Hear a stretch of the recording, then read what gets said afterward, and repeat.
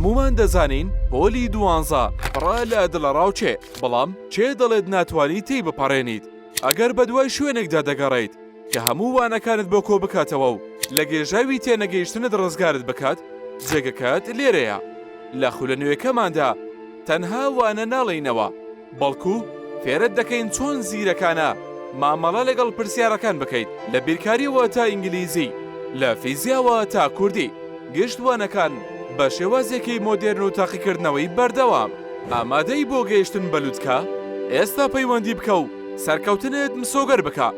داهاتوت شایەنی باشترینە. لە ئامادەی کلێڤەر باشترین مامۆستاکانی شاری هەولێرت بۆ ئامادەکراوە.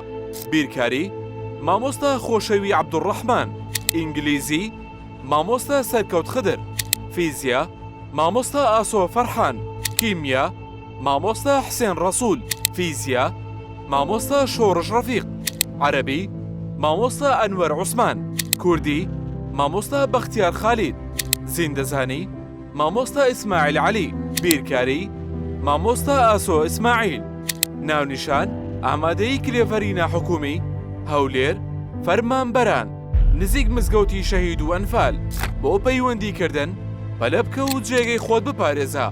کورسیەکان سنووردارن، کات کەمە، بەڵام بڕیار لای تۆیە.